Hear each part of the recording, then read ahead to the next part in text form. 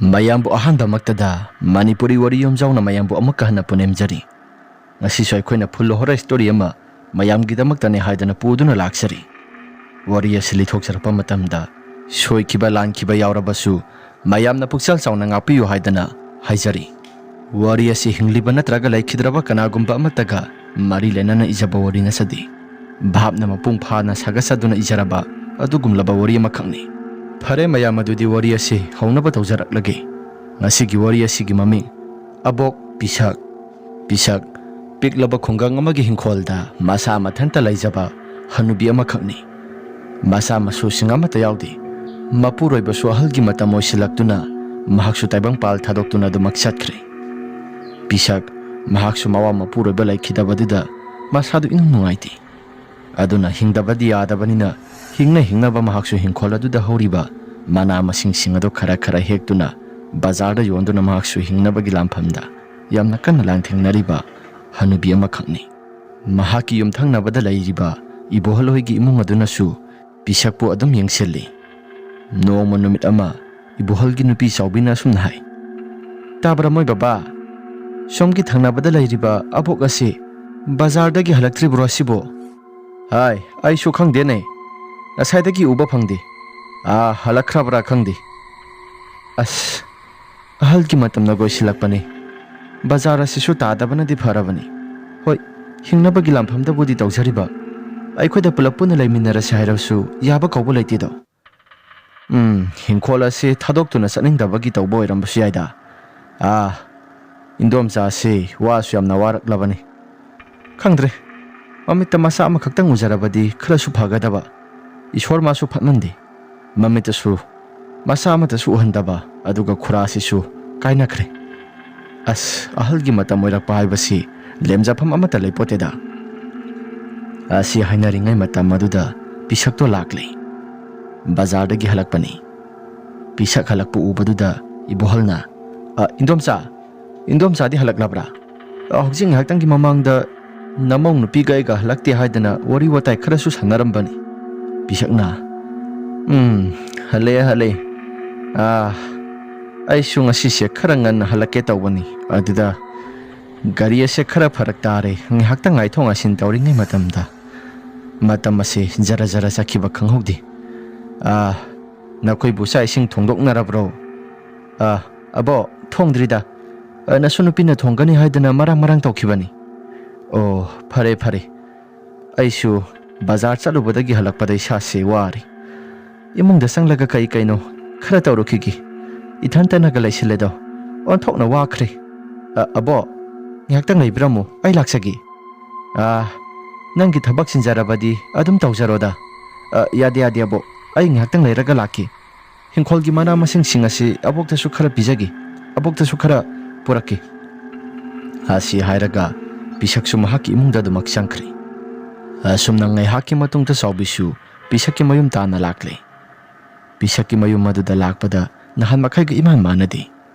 lamasi sukpugumna uri saubina kainoda nahan makhaiga iman manadida ngasi aiba numit asi hingkhola si sukpugum uida aigi wakhalnara abo asumna kaubada saubi mahaksu kauba yaba kauri hoida kaudrasu dum sanglageda asi hairaga imungda khara thuna sanglai ngai haktang lairaba matungda yumya yoksilaklaba matamni pisak leibagi mami amata udi saubi masasi ingangai abo pisak asi hairaga kaudana saksanglomda sanglakpani adubu kanagumba amata leibagi mami amata uba phangdabaduda saubi masadi ingangakle kainoda kanagumba amata leiba udrisna abo pisak asi hairaga kauba matamda mahaki tungthangba sarukta kanagumba mahut laisinduna sakhibagumna mami sami oina sakhina khara phangbagum sahum khara phangi matawduda mahaksu phatlai thoktu ninglui adubu kanagumba amata uba phangde saubi su matawduda kainoda kanagumba ma phatlasilaga sakhibagum dawida saubi masada karigumba amata khande abo kaino abok silaitabro asi hairaga maning thong adu thong hangtokki haidan hek tawba matamda saubi masadu khamprek khangi Mahaki lengchum maduda kanagumba amana tap launa pairai. Saubi khamprek khangduna thonggi punado hangdokke tawrambado hangdoktri. Asi hairaga lesilakpani. Saubi phatyeng lakpa matamda pisak adu lairami. Pisak wa somata ngangdi. Abokti kadai tana saluribano? Saubi mahakna hangiba pumnamak singado. Pisaksu karigumba amata khumda tumina damak yengduna lay. Kaino abokse karigumba mithaw tawrabra? Abo asi hairaga hanjin hanjin kaubuda pisakto gyan lakpagum tawrai. Saubi nang laabra? Hoi abo. Abokpu kadai tana saluribano? Aidi mamangi sigi sumang matola sida hangsilang kya haidana ngihaktang lairubani. Kaino da ngasa aina lakpa matamdadi sumang matola sida kanagumba amata lehawdabani. Aduga abokna hairaklibasina kari? Asi hairaga wakhalda khanjani. Saubigi wakhal khanjanaba mataw aduda bisakna sumna hairai. Nangbu kaidawrage? Abo kesu tawdesi. Abokini haidana hingkholda hawba insang mana masing khara abokidamukta purakpani. Isi puraktrasu yarabasida aisu kaino aigi hingkholda hawba khara adum hektana bazarda adumak satli. Yade abo. Aboki hingkholda hawbaduna hawbani. Sina aikhoigi hingkholda hawjabani. Abo si. Yare Saubi. Aduda thanamu. Asi hairaga thanami. Saubi su hanna phawba yengba tawda damak tholakle.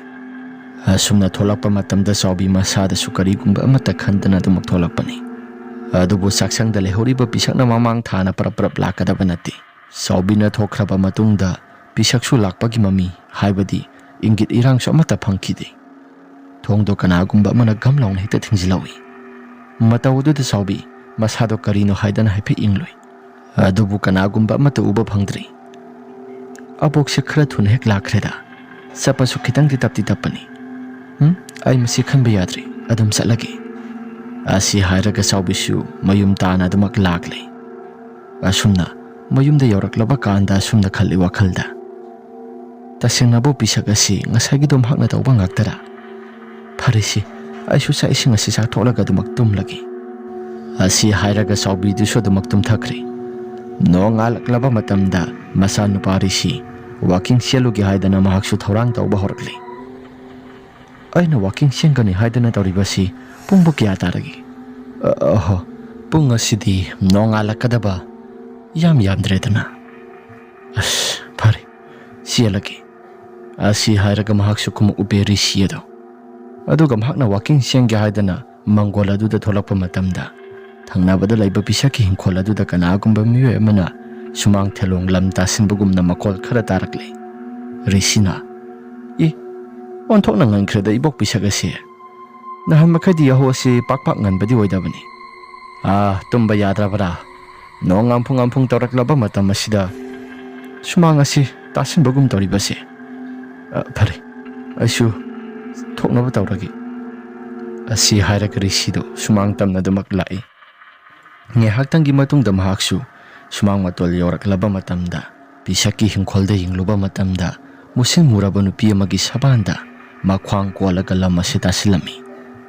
Asumna lam ase tasinna pisakna sumasum laibagum tawi. Masado laina sumjit paiduna lam tasinbagumna ubaduda risi sumasada karigumba amata khanda asumna hairami. Abo ngasidi yamna ngalida. Thabak kasakadaba laibra ibo? Karigumba amata khumlakti. Nupi adu sodam tumina lam adu tasili. Ngaihaktangi matungda asumna muk hairai. Abo pu yaho yamna ngalida ngasidi thabak kasakadaba laibra ibo? Asumna hanglakpaduda tumina sumak laikri. Lam adu somata tasingkidri. Risina. Abo kasi tumina laikri basina karige. Ay bomutang sangsilagay musira. Asi hairaga pisaki manak tana sangsinge haidana wakhalda sabyungna khalaklaba matamni. Pisak mahaki hingkhola duda adum tumina lepi. Risi sumahaksu karigumba amata khanba tawda adumak sangge haidana wakhalda khallaba matamda. Pisaki hingkhol manung aduda mahaksu makhong taba horkli. Asumna sangge haidan hek tawba matam aduda sambalda mahaki makhong adu khurau thangli. Sambal asi suan thongna yekreda. Asi hairaga nongkhalakpa matamda kanagumba amata hek lairamde. Matawaduda pisaksu karigumba amata lairamdabaduda Rishi su masado ingangakli. Hojikta lehokpa taine. Aduga kanagumba amata lairamdrisina karigi. Abo laydana yengi. Adubu kanagumba amata layti. Rishi masado ingangakli. Kainoda kanagumba amatas layti. Asi hairaga wakal khanduna lairingai. Rishi gi tungda kanagumba ama leplaga laibugumna mahaki masada phaurakli. Fat laithoktuna yengluba matamda kanagumba amata di lairamde. Rishina kainoda aigi wakal asi iwon onarabra. Ai waking sialagi. Ai sigumba phattaba thabak wakal ase khanba yadi. Asi hairaga Rishi su adum waking adu senkri. Karigumba amata mahaki wakalda khanba tawkhidre. Tawbadabu suma matolda leplaga lairamba misak ado kanano haidana mahaki wakhalda soduma khangduna satkre. Asumna ngihaktang matungda nonga si pungan ngale. Rishi su mayumda halakle. Mahakna mayumda halakpa matamda yumthang nabada lairiba saubi ado lam tasinduna lairame. Saubina lam tasinduna lairambaduda Rishi su ingakakle. Kainoda ngasa aina waking salamdai gi matamda abok pisaga si hugotuna lam taslauba taine. Aduga hujikna kari. Asi hairaga Rishi su wakalda khanjanai. Aibo amuktang hangsira. Hanguraga amuk seran turan hairakadra. Hangi. Abo. Abok si hugolakpa kuidribo. Asi haidana hangba matamda karigumba amata khumlakti. Kainoni. Abok asi naga tathira basala. Abo pisak. Asi haina kauba matamda pisak ado khampre khangi.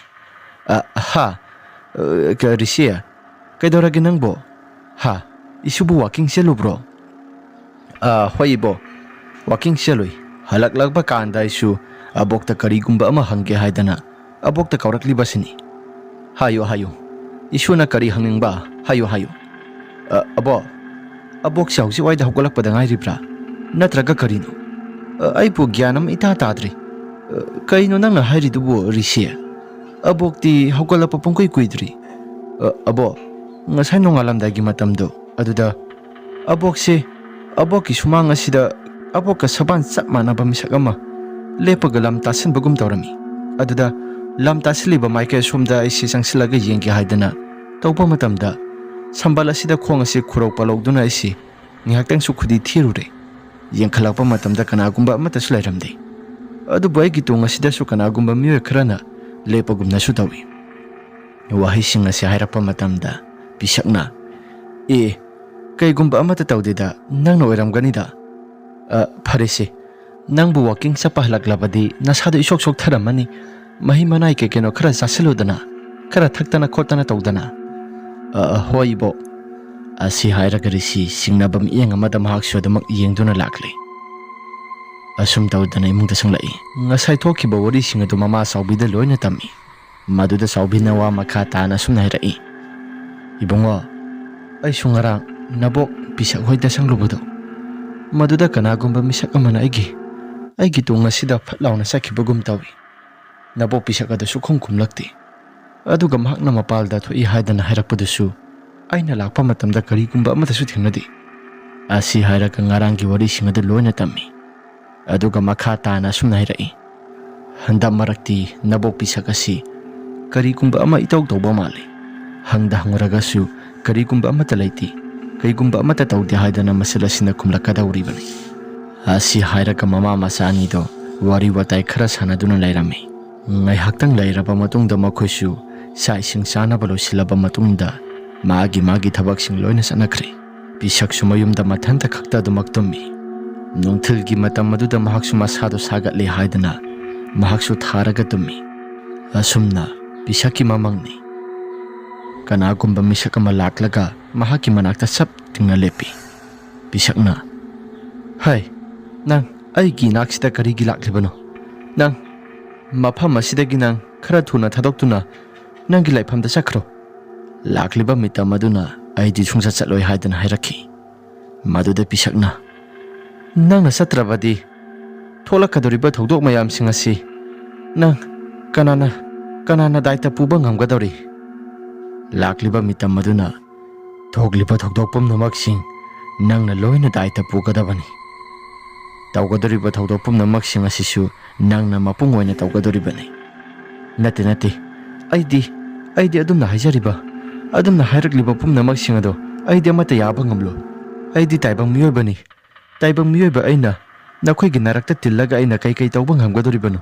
ꯃꯗꯨ ꯑꯣꯏꯊꯣꯛꯄ ꯁꯨꯡꯌꯥ ꯌꯥꯔꯣꯏ꯫ ꯃꯗꯨ ꯌꯥꯔꯣꯏ꯫ ꯃꯗꯨ ꯈꯛ ꯑꯣꯏꯊꯣꯛꯄ ꯌꯥꯔꯣꯏ꯫ ꯅꯪ ꯑꯩꯈꯣꯏꯒꯤ ꯏꯔꯛꯇ ꯇꯤꯜꯂꯒ ꯅꯪ ꯑꯩꯈꯣꯏꯅ ꯄꯤꯔꯛꯄ ꯊꯧꯗꯥꯡ ꯄꯨꯝꯅꯃꯛꯁꯤꯡ ꯅꯪꯅ ꯁꯥꯟꯅ ꯂꯣꯏꯅ ꯌꯥꯒꯗꯕꯅꯤ꯫ ꯅꯠꯇꯦ, ꯑꯗꯨꯝꯅ ꯍꯥꯏꯕꯤꯒꯅꯨ꯫ ꯑꯩꯗꯤ ꯏꯁꯝ ꯁꯝꯅ ꯑꯗꯨꯃꯛ ꯇꯥꯏꯕꯪ ꯃꯤꯑꯣꯏꯕ ꯃꯔꯛꯇ ꯃꯇꯝ ꯈꯔ ꯈꯖꯤꯛꯇꯪꯗꯤ ꯍꯤꯡꯖꯈꯤꯒꯦ꯫ ꯑꯩꯒꯤ ꯃꯇꯝ ꯑꯁꯤꯁꯨ ꯄꯨꯡꯀꯨꯏ ꯀꯨꯏꯅ ꯍꯤꯡꯒꯗꯕ ꯃꯥꯟꯗ꯭ꯔꯦ꯫ ꯅꯪꯒꯤ ꯃꯇꯝ ꯑꯗꯨ ꯌꯧꯗ꯭ꯔꯤꯉꯩ ꯃꯇꯝꯗ ꯑꯩꯈꯣꯏꯒꯤ ꯏꯔꯛꯇ ꯇꯤꯟꯒꯗꯕꯅꯤ꯫ ꯃꯗꯨꯅ ꯅꯪꯒꯤ ꯋꯥꯈꯜꯗ ꯁꯥꯟꯇꯤ ꯂꯩꯅ ꯐꯪꯕ ꯃꯗꯨ ꯑꯣꯏꯒꯗꯧꯔꯤꯕꯅꯤ꯫ ꯑꯁꯤ ꯍꯥꯏꯔꯒ ꯄꯤꯁꯛꯀ ꯋꯥꯔꯤ ꯋꯥꯇꯥꯏ ꯃꯃꯥꯡꯗ ꯁꯥꯟꯅꯔꯤꯕ ꯃꯤꯇꯝ ꯑꯗꯨꯒ ꯇꯥꯏꯕꯪ ꯐꯥꯎꯅ ꯍꯦꯛꯇ ꯁꯥꯟꯅꯈꯠꯂꯛꯏ꯫ ꯉꯥꯏꯍꯥꯛꯇꯪ ꯂꯩꯔꯕ ꯃꯇꯨꯡꯗ ꯂꯩꯈꯤꯗ꯭ꯔꯕ ꯃꯍꯥꯛꯀꯤ ꯃꯄꯨꯔꯣꯏꯕꯗꯨ ꯎꯔꯛꯂꯤ꯫ ꯃꯄꯨꯔꯣꯏꯕꯗꯨ ꯎꯔꯛꯄꯗ ꯑꯁꯨꯝꯅ ꯍꯥꯏꯔꯛꯏ, ꯑꯁ ꯃꯣꯏꯄꯥꯕꯥ, ꯑꯁꯨꯛ ꯀꯨꯏꯕ ꯃꯇꯝ ꯑꯁꯤ ꯀꯗꯥꯏꯗ ꯆꯠꯂꯨꯔꯒꯦ? ꯄꯤꯁꯛ, ꯑꯩꯗꯤ ꯏꯃꯝ ꯃꯝꯂꯕ ꯁꯛꯎꯗ꯭ꯔꯕ ꯃꯐꯝ ꯖꯒꯥ ꯑꯃꯗ ꯑꯩꯗꯤ ꯋꯥꯅ ꯈꯥꯡꯗꯨꯅ ꯂꯩꯔꯤ꯫ ꯅꯪ ꯃꯐꯝ ꯖꯒꯥ ꯑꯁꯤꯗ ꯅꯪ ꯀꯩꯗꯧꯅꯨꯡꯗ ꯂꯥꯛꯀꯦ ꯈꯜꯂꯛꯀꯅꯨ꯫ ꯃꯐꯝ ꯖꯒꯥ ꯑꯁꯤ ꯐꯠꯇꯦ꯫ ꯅꯪꯕꯨ ꯇꯥꯏꯕꯪ ꯃꯤꯑꯣꯏꯕꯅ ꯍꯤꯡꯂꯤꯉꯩ ꯃꯇꯝꯗ ꯑꯩꯅ ꯐꯠꯇꯕ ꯊꯕꯛ ꯇꯧꯈꯤꯕ ꯈꯔꯒꯤꯗꯃꯛꯇ ꯃꯐꯝ ꯖꯒꯥ ꯑꯁꯤꯗ ꯃꯈꯣꯏꯕꯨ ꯑꯣꯠꯄ ꯅꯩꯕ ꯇꯧꯏ꯫ ꯑꯗꯨꯕꯨ ꯑꯐꯕ ꯇꯧꯗꯨꯅ ꯑꯗꯨꯃꯛ ꯂꯥꯛꯂꯕ ꯅꯪꯗꯤ ꯑꯗꯨꯝ ꯑꯐꯕ ꯇꯧ꯫ ꯅꯍꯥꯟꯋꯥꯏꯒꯤ ꯃꯇꯝꯗ ꯑꯩꯅ ꯃꯥꯏꯕ ꯁꯥꯔꯤꯕꯅꯦ ꯍꯥꯏꯗꯅ ꯇꯧꯔꯤꯕ ꯄꯨꯝꯅꯃꯛꯁꯤꯡ ꯑꯗꯨꯅ ꯃꯔꯝ ꯑꯣꯏꯗꯨꯅ ꯅꯪꯉꯣꯟꯗꯁꯨ ꯆꯩꯕꯤ ꯆꯩꯊꯦꯡ ꯑꯁꯤ ꯈꯔ ꯐꯪꯒꯗꯧꯔꯤ꯫ ꯃꯗꯣ ꯃꯈꯣꯏꯅ ꯂꯥꯛꯑꯣ ꯍꯥꯏꯗꯅ ꯀꯧꯔꯤꯕ ꯅꯪ ꯂꯥꯛꯄ ꯌꯥꯗꯦ꯫ ꯀꯔꯤꯒꯨꯝꯕ ꯅꯪꯅ ꯍꯦꯛ ꯂꯥꯛꯄ ꯇꯥꯔꯕ ꯅꯪꯒꯤ ꯅꯛꯅꯕ ꯃꯤꯑꯣꯏꯁꯤꯡ ꯂꯣꯏꯅ ꯑꯋꯥꯐꯝꯗ ꯇꯥꯒꯅꯤ ꯄꯤꯁꯛ꯫ ꯃꯐꯝ ꯑꯁꯤ ꯂꯥꯛꯀꯅꯨ, ꯅꯣꯔꯣꯛꯀꯤ ꯀꯣꯝꯅꯤ꯫ ꯀꯔꯤꯒꯨꯝꯕ ꯅꯪꯅ ꯍꯦꯛ ꯂꯥꯛꯂꯕꯗꯤ ꯃꯐꯝ ꯑꯁꯤꯗ ꯅꯪꯅ ꯑꯋꯥꯕ ꯆꯩꯊꯦꯡ ꯐꯪꯒꯗꯧꯕ ꯄꯨꯝꯅꯃꯛꯁꯤꯡ ꯑꯗꯨ ꯑꯩ ꯌꯦꯡꯕ ꯉꯝꯂꯣꯏ꯫ ꯑꯁꯤ ꯍꯥꯏꯔꯒ ꯃꯄꯨꯔꯣꯏꯕꯗꯨ ꯌꯥꯝꯅ ꯀꯟꯅ ꯂꯥꯎꯔꯛꯂꯤ꯫ ꯄꯤꯁꯛꯀꯤ ꯃꯄꯨꯔꯣꯏꯕꯅ ꯑꯗꯨꯝꯅ ꯍꯦꯛ ꯀꯟꯅ ꯂꯥꯎꯔꯛꯄ ꯃꯇꯝ ꯑꯗꯨꯗ ꯃꯍꯥꯛꯁꯨ ꯈꯥꯡꯕ ꯂꯥꯛꯄ ꯉꯝꯗ꯭ꯔꯦ꯫ ꯃꯍꯥꯛꯁꯨ ꯇꯥꯏꯕꯪ ꯐꯥꯎꯅ ꯑꯗꯨꯃꯛ ꯀꯞꯂꯛꯂꯤ꯫ ꯃꯤꯀꯞ ꯊꯣꯔꯛꯂꯕ ꯃꯇꯝ ꯑꯗꯨꯗ ꯅꯨꯡꯊꯤꯜꯒꯤ ꯃꯇꯝ ꯑꯁꯤꯗ ꯑꯁꯨꯛ ꯇꯝꯊꯤꯕ ꯃꯇꯧ ꯀꯔꯝꯅ ꯑꯩꯗꯤ? ꯑꯁꯤ ꯍꯥꯏꯔꯒ ꯄꯤꯁꯛ ꯅꯨꯡꯊꯤꯜꯒꯤ ꯃꯇꯝ ꯑꯣꯏꯖꯔꯕꯁꯨ ꯃꯁꯥꯁꯤ ꯇꯨꯝꯊꯕ ꯏꯀꯤꯗ ꯀꯤꯔꯛꯂꯤ꯫ ꯌꯦꯡꯉꯨꯕ ꯃꯥꯏꯀꯩ ꯈꯨꯗꯤꯡꯃꯛꯇ ꯃꯁꯥꯁꯤ ꯏꯀꯤꯗ ꯀꯤꯔꯦ꯫ ꯄꯤꯁꯛꯅ ꯑꯩꯕꯨ ꯍꯟꯗꯛ ꯃꯔꯛ ꯏꯁꯥꯁꯤ ꯀꯩꯒꯨꯝꯕ ꯑꯃ ꯏꯇꯧ ꯇꯧꯕꯒꯨꯝ ꯇꯧꯏꯗ꯫ ꯉꯁꯥꯏ ꯏꯁꯨꯔꯤꯁꯤꯅꯁꯨ ꯑꯩꯒꯤ ꯃꯤꯇꯝ ꯃꯥꯟꯕ ꯑꯃ ꯁꯨꯃꯥꯡ ꯑꯁꯤꯗ ꯀꯣꯏꯆꯠ ꯆꯠꯂꯒ ꯁꯨꯃꯥꯡ ꯊꯦꯂꯣꯡ ꯑꯁꯤ ꯇꯥꯁꯤꯟꯗꯨꯅ ꯀꯩꯅꯣ ꯀꯅꯥꯒꯨꯝꯕ ꯑꯃ ꯂꯩꯕꯒꯨꯝ ꯊꯦꯡꯅꯩ ꯍꯥꯏꯗꯅ ꯃꯗꯨꯒꯤ ꯋꯥꯐꯝ ꯑꯗꯨꯁꯨ ꯍꯥꯏꯔꯛꯈ꯭ꯔꯕꯅꯤ꯫ ꯑꯗꯨꯒ ꯍꯟꯗꯛ ꯃꯔꯛ ꯑꯁꯤꯅ ꯑꯩꯒꯤ ꯏꯁꯥꯁꯤ ꯃꯪꯍꯥꯁꯨ ꯏꯅꯨꯡ ꯅꯨꯡꯉꯥꯏꯇꯦ꯫ ꯀꯔꯤꯒꯨꯝꯕ ꯊꯧꯗꯣꯛ ꯈꯔꯗꯤ ꯊꯣꯛꯀꯗꯕ ꯃꯥꯜꯂꯤꯗ꯫ ꯑꯁꯤ ꯍꯥꯏꯔꯒ ꯄꯤꯁꯛꯁꯨ ꯋꯥꯈꯜꯗ ꯖꯥꯠ ꯌꯥꯝꯅ ꯈꯜꯂꯝꯃꯤ꯫ ꯉꯥꯏꯍꯥꯛꯇꯪ ꯂꯩꯔꯕ ꯃꯇꯨꯡꯗ ꯃꯍꯥꯛꯁꯨ ꯑꯗꯨꯝ ꯐꯨꯛ ꯍꯧꯒꯠꯂꯛꯂꯤ꯫ ꯑꯁꯨꯝꯅ ꯄꯤꯁꯛ ꯍꯟꯗꯛ ꯃꯔꯛ ꯃꯁꯥꯒꯤ ꯃꯑꯣꯡ ꯃꯇꯧꯁꯤꯡ ꯑꯁꯤ ꯍꯣꯡꯖꯔꯦ ꯍꯥꯏꯕ ꯃꯍꯥꯛꯀꯤ ꯃꯁꯥꯅꯁꯨ ꯑꯗꯨꯃꯛ ꯈꯔ ꯈꯪꯕ ꯍꯧꯏ꯫ ꯃꯁꯤ ꯈꯨꯗꯤꯡꯒꯤ ꯎꯪꯗꯅ ꯑꯗꯨꯃꯛ ꯆꯠꯄ, ꯆꯥꯛ ꯑꯁꯤꯁꯨ ꯆꯥꯅꯤꯡꯉꯒ ꯆꯥ, ꯆꯥꯅꯤꯡꯗ꯭ꯔꯒ ꯇꯣꯛ ꯇꯧꯋꯦ ꯍꯥꯏꯕꯁꯤ ꯃꯍꯥꯛ ꯃꯌꯦꯛ ꯁꯦꯡꯅ ꯈꯪꯂꯦ꯫ ꯑꯁꯨꯝꯅ ꯂꯩꯔꯤꯉꯩ ꯃꯇꯝ ꯑꯗꯨꯗ ꯃꯐꯝ ꯃꯔꯥꯡ ꯈꯪꯗꯅ ꯀꯅꯥꯒꯨꯝꯕ ꯃꯤꯁꯛ ꯑꯃꯅ ꯄꯤꯁꯛ ꯍꯥꯏꯗꯅ ꯁꯨꯃꯥꯡ ꯃꯇꯣꯜ ꯊꯪꯕ ꯃꯥꯏꯀꯩ ꯑꯁꯣꯝꯗꯒꯤ ꯀꯧꯔꯛꯂꯤ꯫ ꯃꯗꯨꯗ ꯄꯤꯁꯛꯁꯨ ꯚꯥꯞ ꯑꯣꯏꯗꯗꯅ ꯍꯥꯎ, ꯀꯅꯥꯅꯣ? ꯀꯔꯤꯒꯤꯗꯃꯛꯇ ꯀꯧꯕꯅꯣ? ꯑꯁꯤ ꯍꯥꯏꯅ ꯍꯪꯗꯣꯛꯂꯨꯔꯦ꯫ ꯑꯗꯨꯕꯨ ꯃꯤꯁꯛ ꯑꯗꯣ ꯍꯥꯎ ꯍꯥꯏꯅ ꯍꯦꯛ ꯈꯨꯝꯈꯤꯕꯗꯒꯤ ꯀꯅꯥꯒꯨꯝꯕ ꯑꯃꯠꯇꯁꯨ ꯈꯨꯝꯃꯛꯈꯤꯗ꯭ꯔꯦ꯫ ꯃꯈꯥ ꯇꯥꯅ ꯄꯤꯁꯛꯅ ꯍꯪꯉꯤ꯫ ꯀꯅꯥꯒꯨꯝꯕ ꯑꯃꯠꯇ ꯈꯨꯝꯂꯛꯇ꯭ꯔꯦ꯫ ꯑꯩꯒꯤ ꯃꯤꯡ ꯀꯧꯈꯤꯕ ꯇꯥꯏꯅꯦ, ꯑꯗꯨꯒ ꯀꯅꯥꯒꯨꯝꯕ ꯑꯃꯠꯇꯁꯨ ꯈꯨꯝꯂꯛꯇ꯭ꯔꯤꯕꯁꯤꯅ ꯀꯔꯤ ꯃꯔꯝꯒꯤ? ꯑꯁꯤ ꯍꯥꯏꯔꯒ ꯃꯪꯒꯣꯜ ꯐꯥꯎꯕꯗ ꯊꯣꯛꯂꯒ ꯌꯦꯡꯕ ꯃꯇꯝꯗ ꯀꯅꯥꯒꯨꯝꯕ ꯑꯃꯠꯇꯁꯨ ꯂꯩꯔꯝꯗꯦ꯫ ꯂꯥꯛꯑꯝꯃꯤ ꯍꯥꯏꯕꯒꯤ ꯃꯃꯤꯁꯨ ꯑꯃꯠꯇ ꯇꯥꯗꯕꯗꯨꯗ ꯄꯤꯁꯛ ꯃꯁꯥꯗꯨ ꯉꯛꯂꯤ꯫ ꯀꯔꯤ ꯃꯇꯧꯅꯣꯗ? ꯍꯧꯖꯤꯛ ꯉꯥꯏꯍꯥꯛꯇꯪꯒꯤ ꯃꯃꯥꯡꯗ ꯁꯤꯗꯩꯁꯤꯗ ꯀꯅꯥꯒꯨꯝꯕ ꯑꯃ ꯂꯥꯛꯈꯤꯕꯒꯨꯝ ꯇꯧꯈꯤꯕꯅꯤ, ꯑꯗꯨꯒ ꯀꯅꯥꯒꯨꯝꯕ ꯑꯃꯠꯇ ꯂꯥꯛꯂꯝꯗ꯭ꯔꯤꯁꯤꯅ ꯀꯔꯤꯒꯤ? ꯄꯤꯁꯛ ꯃꯁꯥꯁꯤ ꯒ꯭ꯌꯥꯟꯒꯤ ꯏꯃꯥꯡ ꯃꯥꯡꯂꯦ꯫ ꯑꯁꯨꯝꯅ ꯉꯥꯏꯍꯥꯛꯇꯪ ꯇꯧꯗꯨꯅ ꯂꯩꯔꯤꯉꯩ ꯃꯇꯝ ꯑꯗꯨꯗ ꯄꯤꯁꯛꯁꯨ ꯃꯁꯥꯗꯣ mahaki imung tamna dumak changlai. Yumyaida thaliba mingsel haibadi mingsel yauba upu aduda mahaki masado haiphet yengsilori. Asumna yengluba matamduda mahaki masado khamphre khangi. Tawriba pumnamak sing asi karino haidana masado haiphet khanglaba matungda tumina dumak lai. Is kari matawnoda. Aigi sak sap manaba misak ama samasi ipha phaba makai saptingna lepaga leiramaga aduga kaigumba amata hek tawdana amuk mafam marang khangdana mangkhraba. Haujing ngaktangi mamangda uribado bisakki masakka sap manaba nupi ama mahaki mingsel mamang aduda dumak lepaga leirambaduda bisak masado khamphre khangbani. Asumna ngaktang leiraba matungda mahaksu kaino khara thabak tawrage haidana dumak tawi. Numidang wairamgi matam yauksilaklabani. Maduda pisak imung lamyaido phajana tasili. Tasinba loisilabani mahaksu laiduk thanaba haidana yamna kana tawrakpa tanjani. Laiduk thangi haidana mahakna sanamahi kasiladuda sangsilakpada kanagumba misak ama sanamahi kasila sida tumina tasilaga laibagum urami. Bisakna karino sibu aibu isasi handa marakasi manglahara. Gyanan ga mata hek taadida. Asi hairaga pisaksu wakhalda zajat aduma khalli. Pisakna sumna leiringai matam aduda sanamahi kaada leiriba mitam ado phrang laung hekta paiduna mangkhri. Pisak mathabak thinduna tawriba mong matoksing asi karino haidana mahak masana su khalli. As lai mayam sing asi mathi phongba horabra. Aigi nupana mamang thakta khara sanarui haidana loide loisilamlabani. Adubu tawribo thodokpum namak singa saingonda dasa taba madu oigadoribra. Mangda hairamba wahai singa dugadi aigi sada karigumba aingonda karigumba kharadi thokadori. Asi hairaga pisak lamadu taiba loisilaba matungda laithok adu thali. Rishi hoigi imung manungsu saising saba toklaba matungda wari watai khara sanaraba matung magi kasingda dumak pothaba sangkhri. Rishi sodumak tumthage haidana uirum sarum uithaba horaklaba namidangi pung 10 makhai taraklaba madugi matamdani. Rishina kadaidagi makholno nupi kapagi ama makhol ama taraklibasina. Nupi amana yamna ningamdana hikna tengtha kapagi makhol ama lepa leitana sumak tarai. Makhol adu tarakpada mamang oiramna makhol asi tarai. Kadaidana makhol asi kadomdagi makhol asi pairaklibano. Aigi nakong asina taraklibra natraga asengbagi sibu taraklibra. Asi hairaga Rishi sodumak lairami. Asomdana pisak mahaki tumpham kaagi mayado phutlaung hekta mutkhrei. Atai-taigi yumsinggi maisingda loina laknari. Adubu mahaki kaagi may amadi yum asigi may pumnamak adudi loina hekta mutkhrei. Mataw aduda pisak masasi ngangakli. Tawriba sing asida karino? Ay bugyan ama imang-mangida. Maya si laklibra natraga tasing na maya si pulok mutkrabra. Asi hairaga wakhalda sukhanduna lairami. Aduna lairingay matam aduda mahaki maning thongado kanagumba ama na hangdokpagumna puna si hangdokpagumna makhol khara tarakli.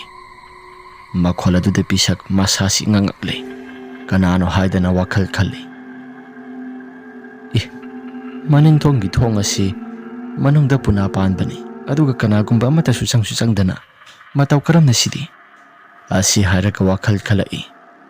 Tasyang namak hairabada pisaksi laison tinson so amata haibanati. Tasyang na hairabada mahaki mapuroy bana isam-samna laigi tinggi thaw tawramba maramna mangonda susay bisay thengasi kharado werabasu phangbani. Bisakna timu laimu mayam singasi aigi yum asida makhoina lakpa horaba. Sidi kamay tawni aigi sasi laita phama amata khangoidri. Asi hairaga pisaksu maselda murum yamna soli. Ngai haktang lairaba matungda pisaksu mahaki wakhalda karigumba khara khalakli. Thong asi sejatna lonsilagi. Aduga tawriba pumnamak sing asi ka asida sangapa ngamdanaba aigi tumpham ka asida sangapa ngamdanaba kaikeno khara tawragi. Asi hairaga pisaksu maselda murum solami yamna. Ngahaktang lairaba matungda timu laimu mayam pumnamak na mahaki yumjaw aduda pulap punduna wari watai sanabagumna ꯖꯦꯖꯥ ꯂꯥꯡꯕꯒꯨꯝꯅ ꯃꯈꯣꯜ ꯈꯔ ꯊꯣꯔꯛꯂꯤ꯫ ꯃꯈꯣꯜ ꯑꯗꯨ ꯇꯥꯔꯛꯄ ꯃꯇꯝꯗ ꯄꯤꯁꯛ ꯃꯁꯥꯗꯣ ꯍꯦꯟꯅ ꯑꯀꯤꯕ ꯇꯨꯖꯨꯡꯕ ꯃꯌꯥꯝ ꯑꯃꯅ ꯄꯤꯛ ꯊꯜꯂꯛꯂꯤ꯫ ꯄꯤꯁꯛ, ꯏꯁ, ꯀꯩꯅꯣ ꯇꯧꯔꯤꯕꯁꯤꯗꯤ? ꯑꯗꯨꯒ ꯁꯨꯃꯥꯡ ꯃꯇꯣꯜ ꯑꯁꯤꯗ ꯅꯨꯄꯤ ꯑꯃ ꯌꯥꯝꯅ ꯅꯤꯡꯉꯝꯗꯅ ꯀꯞꯄꯒꯨꯝ ꯇꯧꯏꯗ꯫ ꯑꯩꯕꯨ ꯃꯈꯣꯜꯁꯤꯡ ꯑꯁꯤ ꯀꯤꯅ ꯑꯗꯨꯃꯛ ꯇꯥꯒꯗꯧꯔꯤꯕ꯭ꯔꯥ? ꯏꯁꯥꯁꯤ ꯑꯣꯟꯊꯣꯛꯅ ꯀꯤꯈ꯭ꯔꯦꯗ꯫ ꯀꯃꯥꯏ ꯇꯧꯅꯤ ꯁꯤꯗꯤ? ꯑꯁꯤ ꯍꯥꯏꯔꯒ ꯂꯩꯔꯤꯉꯩ ꯃꯇꯝ ꯑꯗꯨꯗ ꯆꯥꯛꯁꯪꯗ ꯂꯩꯔꯤꯕ ꯀꯣꯜꯂꯤꯛ ꯃꯌꯥꯝꯁꯤꯡ ꯑꯗꯣ ꯒ꯭ꯔꯣꯡ ꯂꯥꯎꯅ ꯍꯦꯛꯇ ꯃꯌꯥꯝ ꯑꯁꯤ ꯃꯈꯣꯜ ꯇꯥꯕ ꯃꯈꯩ ꯊꯨꯒꯥꯏꯕ ꯌꯥꯡꯈꯥꯏꯕꯒꯤ ꯃꯈꯣꯜ ꯑꯁꯤ ꯂꯦꯞꯄ ꯂꯩꯇꯅ ꯍꯦꯛꯇ ꯇꯥꯔꯛꯄꯅꯤ꯫ ꯆꯥꯛꯁꯪꯗ ꯂꯩꯔꯤꯕ ꯏꯁꯤꯡ ꯍꯥꯞꯂꯤꯕ ꯄꯨꯟ ꯃꯌꯥꯝꯁꯤꯡ ꯑꯗꯨꯁꯨ ꯑꯃꯃꯝꯇ ꯑꯣꯏꯅ ꯀꯅꯥꯒꯨꯝꯕ ꯃꯤꯁꯛ ꯑꯃꯅ ꯊꯨꯒꯥꯏꯕꯒꯨꯝꯅ ꯃꯈꯣꯜ ꯈꯔꯁꯨ ꯇꯥꯕ ꯐꯪꯂꯛꯏ꯫ ꯃꯈꯣꯜ ꯈꯔꯗꯨ ꯇꯥꯕ ꯃꯇꯝꯗ ꯄꯤꯁꯛ ꯃꯍꯥꯛꯀꯤ ꯋꯥꯈꯜꯗ ꯃꯁꯥꯁꯤ ꯂꯩꯇꯥꯐꯝ ꯑꯃꯠꯇ ꯈꯪꯂꯛꯇ꯭ꯔꯤ꯫ ꯑꯣ, ꯇꯁꯦꯡꯅ ꯑꯩꯒꯤ ꯌꯨꯝ ꯑꯁꯤꯗ ꯇꯤꯃꯨ ꯂꯩꯃꯨ ꯃꯌꯥꯝꯁꯤꯡ ꯑꯁꯤ ꯃꯊꯤ ꯐꯣꯡꯗꯨꯅ ꯂꯥꯛꯄ ꯍꯧꯔꯦ꯫ ꯑꯁ, ꯀꯃꯥꯏ ꯇꯧꯅꯤ ꯁꯤꯗꯤ? ꯑꯩꯕꯨ ꯆꯠꯈ꯭ꯔꯣ ꯍꯥꯏꯗꯨꯅ ꯇꯥꯜꯂꯁꯤꯔꯥ? ꯑꯩꯗꯤ ꯂꯩꯋꯥ ꯃꯟꯇ꯭ꯔꯁꯨ ꯑꯃꯠꯇ ꯍꯩꯇꯦ꯫ ꯀꯃꯥꯏ ꯇꯧꯅꯤ ꯁꯤꯗꯤ? ꯑꯁꯨꯝꯅ ꯄꯤꯁꯛꯁꯨ ꯃꯆꯤꯜꯗ ꯃꯨꯔꯨꯝ ꯁꯣꯟꯗꯨꯅ ꯂꯩꯔꯤꯉꯩ ꯃꯇꯝ ꯑꯗꯨꯗ ꯌꯨꯝ ꯑꯗꯨꯒꯤ ꯃꯊꯛ ꯊꯪꯕ ꯖꯤꯡꯒ ꯃꯊꯛ ꯑꯗꯨꯗ ꯀꯅꯥꯒꯨꯝꯕ ꯃꯤꯑꯣꯏ ꯈꯔꯅ ꯀꯣꯏꯆꯦꯟ ꯆꯦꯟꯗꯨꯅ ꯁꯥꯟꯅꯕꯒꯨꯝꯅ ꯃꯈꯣꯜ ꯈꯔ ꯇꯥꯈꯠꯂꯛꯂꯤ꯫ ꯄꯤꯁꯛ ꯃꯍꯥꯛꯀꯤ ꯋꯥꯈꯜꯗꯁꯨ ꯂꯩꯇꯥꯐꯝ ꯑꯃꯠꯇ ꯈꯪꯂꯛꯇ꯭ꯔꯕꯅꯤ꯫ ꯎꯁ, ꯌꯨꯝ ꯑꯁꯤ ꯇꯝꯊꯤꯅ ꯇꯝꯅꯔꯦ ꯍꯥꯏꯕꯁꯤ ꯑꯇꯣꯞꯄ ꯏꯃꯨꯡꯒꯤ ꯃꯤꯑꯣꯏꯁꯤꯡꯗ ꯇꯝꯃꯨꯔꯕꯁꯨ ꯃꯈꯣꯏꯗꯤ ꯑꯩꯅ ꯍꯥꯏꯔꯛꯂꯤꯕ ꯋꯥꯐꯝꯁꯤꯡ ꯑꯁꯤ ꯑꯃꯠꯇ ꯊꯥꯖꯕꯤꯔꯣꯏꯗ꯫ ꯐꯔꯦ, ꯑꯁꯤ ꯍꯥꯏꯔꯒ ꯇꯨꯃꯤꯟꯅ ꯂꯩꯔꯝꯃꯤ꯫ ꯉꯥꯏꯍꯥꯛꯇꯪꯒꯤ ꯃꯇꯨꯡꯗ ꯃꯍꯥꯛꯅ ꯃꯈꯣꯜ ꯇꯥꯔꯝꯕ ꯃꯌꯥꯝꯁꯤꯡ ꯑꯗꯨꯁꯨ ꯇꯨꯃꯤꯟꯅ ꯂꯩꯈ꯭ꯔꯦ꯫ ꯌꯨꯝꯖꯥꯎꯗ ꯃꯈꯣꯜ ꯖꯨꯖꯥ ꯇꯧꯔꯒ ꯃꯁꯛ ꯃꯁꯥꯗꯤ ꯑꯃꯠꯇ ꯎꯗꯅ ꯇꯥꯔꯛꯄ ꯃꯈꯣꯜ ꯃꯌꯥꯝꯁꯤꯡ ꯑꯗꯨꯁꯨ ꯇꯨꯃꯤꯟꯅ ꯂꯩꯈ꯭ꯔꯦ꯫ ꯑꯁꯨꯝꯅ ꯂꯩꯔꯤꯉꯩ ꯃꯇꯝ ꯑꯗꯨꯗ ꯇꯧꯔꯤꯕ ꯄꯨꯝꯅꯃꯛꯁꯤꯡ ꯑꯁꯤ ꯄꯤꯁꯛꯁꯨ ꯇꯁꯦꯡꯅ ꯃꯍꯥꯛ ꯃꯇꯝ ꯀꯨꯏꯅ ꯁꯥꯡꯅ ꯍꯤꯡꯕ ꯉꯝꯃꯔꯣꯏ ꯍꯥꯏꯕꯁꯤ ꯃꯍꯥꯛ ꯃꯁꯥꯅ ꯈꯪꯂꯦ꯫ ꯄꯤꯁꯛꯅ, ꯑꯣ, ꯑꯩ ꯃꯇꯝ ꯀꯨꯏꯅ ꯁꯥꯡꯅ ꯑꯩ ꯍꯤꯡꯕꯗꯤ ꯑꯣꯏꯊꯣꯛꯂꯔꯣꯏꯗ꯫ ꯐꯔꯦ, ꯑꯩꯅ ꯍꯤꯡꯂꯤꯉꯩ ꯃꯇꯝ ꯑꯁꯤꯗꯤ ꯂꯩꯃꯤꯟꯅꯔꯤꯕ ꯃꯌꯥꯝꯁꯤꯡ ꯑꯁꯤꯒ ꯍꯔꯥꯎ ꯇꯌꯥꯝꯅ ꯅꯨꯡꯉꯥꯏꯅ ꯂꯩꯃꯤꯟꯅꯕ ꯍꯥꯏꯕꯗꯨ ꯃꯗꯨꯃꯛ ꯐꯪꯕ ꯑꯣꯏꯔꯕꯗꯤ ꯑꯩꯒꯤ ꯏꯁꯥꯁꯤ ꯑꯣꯟꯊꯣꯛꯅ ꯄꯦꯟꯈ꯭ꯔꯅꯤꯗ꯫ ꯑꯁꯤ ꯍꯥꯏꯔꯒ ꯄꯤꯁꯛꯁꯨ ꯑꯍꯤꯡꯒꯤ ꯃꯇꯝꯗꯨꯃꯗꯤ ꯑꯗꯨꯃꯛ ꯍꯧꯈ꯭ꯔꯦ꯫ ꯅꯣꯡꯉꯥꯜꯂꯛꯂꯕ ꯃꯇꯝꯗ ꯃꯈꯣꯏꯁꯨ ꯃꯁꯥꯒꯤ ꯊꯕꯛꯁꯤꯡ ꯑꯗꯨ ꯑꯗꯨꯃꯛ ꯀꯥꯏꯗꯅ ꯇꯧꯅꯩ꯫ ꯃꯪꯒꯣꯜ ꯑꯗꯨꯗ ꯄꯤꯁꯛꯁꯨ ꯃꯁꯥ ꯃꯊꯟꯇ ꯄꯣꯛ ꯐꯣꯏꯗꯨꯅ ꯂꯩꯔꯝꯃꯤ꯫ ꯑꯁꯨꯝꯅ ꯂꯩꯔꯤꯉꯩ ꯃꯇꯝ ꯑꯗꯨꯗ ꯔꯤꯁꯤ ꯄꯤꯁꯛ ꯍꯣꯏꯒꯤ ꯃꯅꯥꯛ ꯇꯥꯅ ꯑꯃꯨꯛꯇꯪ ꯂꯥꯛꯂꯒ ꯍꯩ ꯈꯔ ꯍꯦꯛꯀꯦ ꯍꯥꯏꯗꯅ ꯃꯍꯥꯛꯁꯨ ꯋꯥꯈꯜꯗ ꯈꯜꯂꯛꯄꯅꯤ꯫ ꯑꯩꯈꯣꯏꯗ ꯍꯧꯔꯤꯕ ꯍꯩ ꯃꯌꯥꯝꯁꯤꯡ ꯑꯁꯤꯗꯤ ꯑꯕꯣꯛ ꯄꯤꯁꯛ ꯍꯣꯏꯗ ꯍꯧꯔꯤꯕ ꯃꯌꯥꯝꯁꯤꯡ ꯑꯁꯤꯅ ꯍꯦꯟꯅ ꯃꯔꯥꯡ ꯀꯥꯏ꯫ ꯍꯩ ꯃꯈꯜ ꯁꯨꯅꯁꯨ ꯍꯧꯏ꯫ ꯑꯩꯅ ꯆꯥꯅꯤꯡꯉꯤꯕ ꯆꯝꯄ꯭ꯔꯥꯁꯤ ꯃꯈꯣꯏꯒꯤ ꯆꯝꯄ꯭ꯔꯥꯗꯣ ꯄꯥꯜꯂꯝꯕꯗꯤ ꯌꯥꯏꯗ, ꯑꯃꯨꯛꯇꯪ ꯍꯪꯉꯨꯒꯦ꯫ ꯑꯁꯤ ꯍꯥꯏꯔꯒ ꯔꯤꯁꯤ ꯃꯍꯥꯛꯀꯤ ꯃꯆꯟꯅꯨꯄꯤ ꯂꯦꯝꯕꯤꯗ ꯑꯁꯨꯝꯅ ꯍꯥꯏꯔꯛꯏ꯫ ꯏꯆꯜ, ꯅꯪꯕꯨ ꯇꯥꯕ꯭ꯔꯣ? ꯗꯗꯥ, ꯀꯩ ꯍꯥꯏꯒꯦ? ꯑꯩꯈꯣꯏꯒꯤ ꯍꯩꯁꯤꯗ ꯆꯝꯄ꯭ꯔꯥꯁꯨ ꯑꯃꯠꯇ ꯄꯥꯟꯗꯦ꯫ ꯍꯧꯔꯤꯕ ꯍꯩ ꯃꯌꯥꯝꯁꯤꯡ ꯑꯁꯤ ꯑꯗꯣ ꯑꯕꯣꯛ ꯄꯤꯁꯛ ꯍꯣꯏꯗ ꯑꯃꯨꯛꯇꯪ ꯆꯠꯂꯨꯒꯦꯔꯣ? ꯀꯩꯅꯣ ꯍꯩ ꯈꯔ ꯍꯦꯛꯂꯛꯀꯦꯔꯣ? ꯑꯁ ꯗꯗꯥ, ꯑꯩꯗꯤ ꯌꯥꯝꯅ ꯇꯜꯂꯤꯗ, ꯀꯤꯁꯨ ꯌꯥꯝꯅ ꯀꯤ꯫ ꯍꯥꯏ, ꯀꯔꯤꯒꯤ ꯀꯤꯗꯣꯏꯅꯣ? ꯃꯤꯒꯤ ꯆꯞ ꯃꯥꯟꯅꯕꯗꯨꯗ ꯀꯩꯅꯣ ꯅꯪꯕꯣ? ꯑꯕꯣꯛ ꯄꯤꯁꯛꯅ ꯐꯨꯔꯛꯀꯗ꯭ꯔꯣ ꯅꯪꯕꯣ? ꯗꯗꯥ, ꯐꯨꯔꯛꯄꯒꯤ ꯋꯥ ꯅꯠꯇꯦ꯫ ꯑꯩ ꯍꯟꯗꯛ ꯃꯔꯛꯇꯤ ꯃꯈꯣꯏ ꯑꯁꯣꯝꯒꯤ ꯍꯤꯡꯈꯣꯜ ꯑꯁꯤ ꯆꯪꯕ ꯌꯥꯝꯅ ꯀꯤꯖꯩ꯫ ꯀꯩꯒꯤꯅꯣ ꯈꯪꯗꯦ, ꯄꯪꯀꯤꯗ ꯀꯤ꯫ ꯍꯥꯏ, ꯀꯩꯁꯨ ꯇꯧꯔꯣꯏ, ꯆꯠꯂꯣ꯫ ꯑꯁꯤ ꯍꯥꯏꯔꯒ ꯑꯗꯨꯃꯛ ꯊꯥꯈ꯭ꯔꯦ ꯃꯆꯟꯅꯨꯄꯤ ꯂꯦꯝꯕꯤꯗꯣ꯫ ꯃꯆꯟꯅꯨꯄꯤ ꯂꯦꯝꯕꯤꯁꯨ ꯇꯟꯅ ꯑꯗꯨꯃꯛ ꯂꯥꯛꯏ꯫ ꯃꯤꯅ ꯆꯠꯄ ꯇꯜꯂꯤ ꯍꯥꯏꯔꯒ ꯏꯁꯨꯛ ꯁꯨꯞꯄ ꯃꯈꯩ ꯁꯤꯕꯨ ꯍꯤꯡꯈꯣꯜꯅꯦꯅ꯫ ꯑꯁꯤ ꯍꯥꯏꯔꯒ ꯃꯨꯔꯨꯝ ꯁꯣꯟꯗꯨꯅ ꯂꯥꯛꯄꯅ ꯄꯤꯁꯛꯀꯤ ꯃꯌꯨꯝ ꯍꯤꯡꯈꯣꯜ ꯑꯗꯨꯗ ꯌꯧꯔꯤ꯫ ꯊꯣꯡꯒꯥꯜ ꯃꯄꯥ ꯑꯗꯨꯗ ꯍꯥꯏꯐꯦꯠ ꯂꯦꯞꯄꯤ, ꯑꯗꯨꯒ ꯂꯛꯀꯛ ꯇꯧꯗꯨꯅ ꯂꯩ꯫ ꯑꯩꯕꯨ ꯂꯥꯞꯀꯧ ꯀꯧꯔꯁꯤꯔꯥ, ꯅꯠꯇ꯭ꯔꯒ ꯆꯪꯁꯤꯜꯂꯁꯤꯔꯥ ꯑꯗꯨꯝ? ꯍꯣꯏꯗ, ꯆꯪꯂꯒꯦꯗ꯫ ꯑꯕꯣꯛ ꯄꯤꯁꯛ ꯑꯁꯤꯁꯨ ꯐꯠꯇꯕꯁꯨ ꯅꯠꯇꯕꯁꯤꯕꯨ꯫ ꯑꯗꯨꯕꯨ ꯍꯟꯗꯛ ꯃꯔꯛ ꯇꯧꯔꯤꯕ ꯃꯈꯣꯏꯒꯤ ꯁꯨꯃꯥꯡ ꯃꯇꯣꯜ ꯑꯁꯤ ꯍꯥꯟꯅꯗꯤ ꯂꯝ ꯌꯥꯝꯅ ꯉꯥꯟꯊꯣꯛꯄꯅꯤ꯫ ꯍꯟꯗꯛ ꯃꯔꯛ ꯑꯁꯤꯗꯤ ꯏꯁꯨꯛ ꯁꯨꯛꯄꯒꯨꯝ ꯇꯧꯔꯤꯕꯁꯤꯅ ꯀꯔꯤ ꯃꯔꯝꯒꯤ? ꯑꯁꯤ ꯍꯥꯏꯔꯒ ꯂꯦꯝꯕꯤꯁꯨ ꯈꯟꯖꯥꯟꯅꯗꯨꯅ ꯑꯗꯨꯃꯛ ꯂꯥꯛꯂꯤ꯫ ꯉꯥꯏꯍꯥꯛꯇꯪꯒꯤ ꯃꯇꯨꯡꯗ ꯁꯨꯃꯥꯡ ꯃꯇꯣꯜꯗꯒꯤ ꯃꯍꯥꯛꯁꯦ ꯄꯔꯞ ꯆꯪꯂꯛꯏ꯫ ꯑꯗꯨꯝꯅ ꯆꯪꯂꯛꯄ ꯃꯇꯝ ꯑꯗꯨꯗ ꯄꯤꯁꯛ ꯃꯁꯥ ꯃꯊꯟꯇ ꯀꯅꯥꯒꯨꯝꯕ ꯑꯃꯒ ꯋꯥꯔꯤ ꯋꯥꯇꯥꯏ ꯁꯥꯟꯅꯕꯒꯨꯝꯅ ꯃꯨꯔꯨꯝ ꯁꯣꯜꯂꯝꯃꯤ꯫ ꯅꯣꯛꯐꯦꯁꯨ ꯇꯧꯏ꯫ ꯃꯇꯧ ꯑꯗꯨꯗ, ꯑꯕꯣꯛ ꯄꯤꯁꯛ ꯑꯁꯤ ꯀꯅꯥꯒ ꯋꯥꯔꯤ ꯁꯥꯟꯅꯔꯤꯕ? ꯑꯩ ꯍꯥꯏꯐꯦꯠꯇꯪ ꯆꯪꯁꯤꯜꯂꯒ ꯌꯦꯡꯁꯤꯔꯥ? ꯆꯪꯉꯨꯔꯒ ꯑꯃꯨꯛ ꯋꯥꯔꯤ ꯁꯥꯟꯅꯔꯤꯕ ꯃꯔꯛ ꯑꯁꯤꯗ ꯌꯦꯠꯄ ꯑꯣꯏꯅ ꯇꯥꯔꯒꯗ꯭ꯔꯥ? ꯑꯩ ꯆꯪꯁꯤꯟꯗꯕ ꯌꯥꯗꯦ ꯑꯁꯤ ꯍꯥꯏꯔꯒ ꯄ꯭ꯔꯞ ꯄ꯭ꯔꯞ ꯆꯪꯁꯤꯜꯂꯛꯏ꯫ ꯑꯗꯨꯕꯨ ꯂꯦꯝꯕꯤꯒꯤ ꯋꯥꯈꯜꯗ ꯑꯁꯨꯝꯅ ꯈꯜꯂꯛꯏ, ꯑꯩꯅ ꯄ꯭ꯔꯞ ꯄ꯭ꯔꯞ ꯆꯪꯂꯨꯕꯗ ꯁꯥꯟꯅꯔꯤꯕ ꯋꯥꯔꯤ ꯃꯌꯥꯝꯁꯤꯡ ꯑꯁꯤ ꯇꯥꯈ꯭ꯔꯦ ꯍꯥꯏꯗꯅ ꯑꯩꯉꯣꯟꯗ ꯆꯤꯡꯅꯕ ꯁꯣꯏꯗꯅ ꯐꯥꯎꯔꯛꯄ ꯌꯥꯏ꯫ ꯑꯗꯨꯅ ꯋꯥꯔꯤꯁꯤꯡ ꯑꯁꯤ ꯇꯥꯕ ꯌꯥꯕ ꯇꯥꯔꯕ ꯃꯇꯨꯡꯗ ꯀꯣꯟꯊꯣꯡꯗꯒꯤ ꯑꯩꯁꯤ ꯑꯕꯣꯛ ꯑꯕꯣꯛ ꯍꯥꯏꯅ ꯀꯧꯔꯛꯂꯒ ꯑꯗꯨꯝ ꯆꯪꯂꯛꯑꯒꯦ ꯑꯁꯤ ꯍꯥꯏꯔꯒ ꯋꯥꯈꯜ ꯈꯜꯂꯤ꯫ ꯉꯥꯏꯍꯥꯛꯇꯪꯒꯤ ꯃꯇꯨꯡꯗ ꯃꯍꯥꯛꯁꯨ ꯑꯕꯣꯛ ꯑꯕꯣꯛ ꯍꯥꯏꯗꯅ ꯀꯧꯔꯒꯦ ꯍꯥꯏꯗꯅ ꯍꯦꯛ ꯇꯧꯔꯛꯄ ꯃꯇꯝ ꯑꯗꯨꯗ ꯃꯨꯔꯨꯝ ꯃꯨꯔꯨꯝ ꯁꯣꯜꯂꯒ ꯂꯩꯔꯝꯕꯗꯨꯗ ꯃꯍꯥꯛꯁꯨ ꯀꯔꯤꯅꯣ ꯍꯥꯏꯗꯅ ꯈꯜꯂꯤ꯫ ꯍꯧꯖꯤꯛ ꯐꯥꯎꯕ ꯋꯥꯔꯤ ꯑꯁꯤ ꯂꯦꯞꯄ ꯂꯩꯇꯅ ꯑꯗꯨꯝ ꯁꯥꯟꯅꯔꯤꯗ, ꯑꯩꯁꯨ ꯂꯨꯝꯃꯒ ꯌꯦꯡꯅꯤꯡꯉꯤꯗ, ꯍꯣꯏꯗ ꯂꯨꯝꯃꯒ ꯉꯥꯏꯍꯥꯛꯁꯨ ꯌꯦꯡꯂꯛꯈꯤ ꯑꯁꯤ ꯍꯥꯏꯔꯒ ꯂꯦꯝꯕꯤ ꯃꯨꯟꯅ ꯌꯦꯡꯉꯤ꯫ ꯂꯨꯝꯃꯒ ꯌꯦꯡꯕꯗꯨꯗ ꯀꯅꯥꯒꯨꯝꯕ ꯃꯤꯁꯛ ꯑꯃꯠꯇꯁꯨ ꯎꯕ ꯇꯧꯗ ꯄꯤꯁꯛ ꯑꯗꯨ ꯃꯁꯟꯇ ꯏꯁꯨꯛ ꯁꯨꯛꯊꯔꯒ ꯋꯥꯔꯤ ꯋꯥꯇꯥꯏ ꯉꯥꯡꯗꯨꯅ ꯁꯥꯟꯅꯔꯤꯕꯗꯣ ꯃꯍꯥꯛꯁꯨ ꯀꯔꯤꯅꯣ ꯍꯥꯏꯗꯅ ꯆꯤꯡꯅꯔꯛꯂꯤ꯫ ꯑꯕꯣꯛ ꯑꯁꯤ ꯑꯍꯜ ꯑꯣꯏꯕꯒꯤ ꯑꯁꯨꯝ ꯃꯍꯥꯛꯀꯤ ꯃꯁꯥꯁꯤ ꯆꯣꯔꯣꯜ ꯂꯣꯟꯕ ꯍꯧꯔꯛꯂꯤꯕ꯭ꯔꯥ? ꯑꯗꯨꯕꯨ ꯑꯁꯨꯒꯨꯝꯅꯗꯤ ꯆꯣꯔꯣꯜ ꯑꯁꯤ ꯂꯣꯜꯂꯣꯏꯗ ꯑꯁꯤ ꯍꯥꯏꯔꯒ ꯂꯦꯝꯕꯤ ꯋꯥꯈꯜꯗꯁꯨ ꯖꯥꯠ ꯖꯥꯠ ꯌꯥꯝꯅ ꯈꯜꯂꯛꯏ꯫ ꯑꯕꯣꯛ ꯑꯕꯣꯛ ꯑꯁꯤ ꯍꯥꯏꯔꯒ ꯆꯪꯂꯛꯏ꯫ ꯑꯗꯨꯝꯅ ꯍꯦꯛ ꯀꯧꯔꯨꯕ ꯃꯇꯝꯗ ꯄꯤꯁꯛ ꯑꯗꯣ ꯃꯁꯥ ꯈꯪꯐ꯭ꯔꯦꯛ ꯈꯪꯏ꯫ ꯑꯗꯨꯒ ꯑꯁꯨꯝꯅ ꯂꯠꯂꯠ ꯇꯧꯅ ꯍꯥꯏꯔꯛꯏ, ꯑꯍꯥ ꯏꯁꯨ ꯀꯔꯤ ꯍꯥꯏꯒꯦ?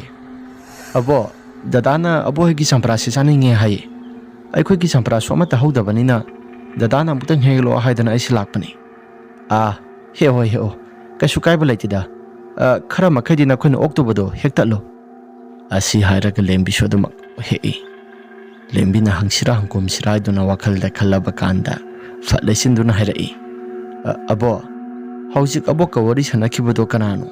ꯑꯩꯗꯤ ꯃꯁꯛꯁꯨ ꯑꯃꯠꯇ ꯈꯪꯗꯦ꯫ ꯑꯁꯨꯝꯅ ꯍꯥꯏꯔꯛꯄ ꯃꯇꯝꯗ ꯏꯁꯨ, ꯍꯧꯖꯤꯛꯀꯤꯗꯣ ꯑꯩꯁꯨ ꯀꯔꯤꯒꯨꯝꯕ ꯑꯃꯠꯇ ꯇꯧꯈꯤꯕ꯭ꯔꯥ?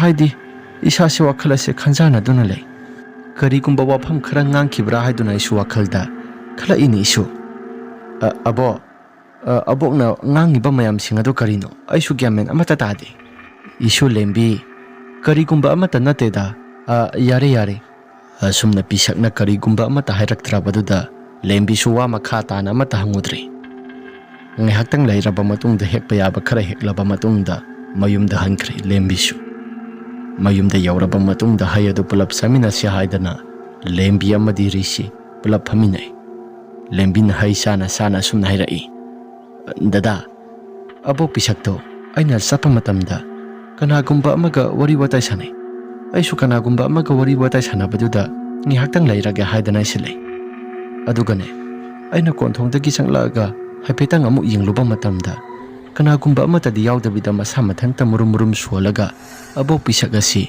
ꯃꯊꯟꯇ ꯇꯨꯃꯤꯟꯅ ꯂꯩꯔꯝꯃꯤ꯫ ꯑꯗꯣ ꯃꯨꯔꯨꯝ ꯃꯨꯔꯨꯝ ꯁꯣꯜꯂꯤꯗꯣ ꯀꯔꯤꯅꯣ? ꯑꯩꯗꯤ ꯒ꯭ꯌꯥꯟ ꯃꯦꯟꯒ ꯑꯃꯠꯇ ꯇꯥꯗꯦ꯫ ꯀꯩꯁꯨ ꯊꯣꯏꯗꯣꯛꯄ ꯇꯧꯔꯝꯃꯣꯏꯗ, ꯅꯪꯒꯤ ꯋꯥꯈꯜꯅ ꯈꯟꯕ ꯑꯣꯏꯔꯝꯕꯁꯨ ꯌꯥꯏ꯫ ꯑꯗꯨ ꯅꯠꯇ꯭ꯔꯒꯅ ꯑꯕꯣꯛ ꯄꯤꯁꯛꯁꯤ ꯑꯍꯜ ꯑꯣꯏꯁꯤꯜꯂꯛꯄꯗꯨꯗ ꯃꯁꯥ ꯃꯊꯟꯇ ꯂꯩꯕꯗꯣ ꯃꯁꯥꯁꯦ ꯄꯪꯈꯟꯗ ꯈꯟꯖꯤꯜꯂꯒ ꯃꯀꯣꯛ ꯕꯦꯔꯥ ꯂꯥꯛꯄ ꯑꯣꯏꯔꯝꯕꯁꯨ ꯌꯥꯏ꯫ ꯐꯔꯦꯁꯦ, ꯍꯩꯁꯦ ꯆꯥꯊꯣꯛꯂꯁꯤ, ꯍꯥꯎꯁꯨ ꯑꯣꯟꯊꯣꯛꯅ ꯍꯥꯎꯈ꯭ꯔꯦ꯫ ꯑꯁꯨꯝ ꯇꯧꯗꯅ ꯅꯨꯃꯤꯗꯥꯡꯒꯤ ꯃꯇꯝ ꯌꯧꯔꯛꯂꯦ꯫ ꯅꯨꯃꯤꯗꯥꯡꯒꯤ ꯃꯇꯝ ꯑꯗꯨꯗ ꯃꯃꯥ ꯆꯥꯎꯕꯤ ꯆꯥꯛ ꯏꯁꯤꯡ ꯊꯣꯡꯅ ꯊꯣꯡꯅ ꯃꯍꯥꯛꯁꯨ ꯈꯨꯖꯥꯝ ꯍꯩꯗꯣꯛꯀꯦ ꯍꯥꯏꯗꯅ ꯃꯅꯤꯡꯊꯣꯡ ꯇꯝꯅ ꯍꯩꯗꯣꯛꯄ ꯂꯥꯛꯄꯅꯤ꯫ ꯃꯅꯤꯡꯊꯣꯡꯒꯤ ꯊꯣꯡ ꯑꯗꯨ ꯍꯥꯡꯗꯣꯛꯇꯨꯅ ꯍꯩꯗꯣꯛꯏ꯫ ꯑꯁꯨꯝꯅ ꯍꯦꯛ ꯍꯩꯗꯣꯛꯄ ꯃꯇꯝ ꯑꯗꯨꯗ ꯅꯥꯀꯜ ꯊꯪꯕꯗ ꯂꯩꯔꯤꯕ ꯑꯕꯣꯛ ꯄꯤꯁꯛ ꯍꯥꯏꯅ ꯈꯪꯅꯔꯤꯕ ꯃꯈꯣꯏꯅ ꯄꯤꯁꯛꯀꯤ ꯍꯤꯡꯈꯣꯜ ꯃꯅꯤꯡꯗ ꯍꯧꯔꯤꯕ ꯁꯨ ꯃꯌꯥꯝꯁꯤꯡ ꯑꯗꯨꯒꯤ ꯃꯔꯛꯇ ꯉꯧꯔꯣꯛ ꯉꯧꯕ ꯑꯃ ꯅꯨꯄꯤ ꯑꯃꯒꯤ ꯁꯕꯥꯟꯗ ꯃꯁꯥꯗꯣ ꯈꯔ ꯀꯣꯜꯂꯞ ꯇꯧꯔꯒ ꯆꯩꯁꯨ ꯇꯦꯛ ꯇꯦꯛ ꯄꯥꯏꯔꯒ ꯍꯤꯡꯈꯣꯜ ꯃꯔꯛ ꯑꯗꯨꯗ ꯑꯗꯨꯃꯛ ꯆꯠꯂꯤ꯫ ꯃꯇꯧ ꯑꯗꯨ ꯎꯕ ꯃꯇꯝꯗ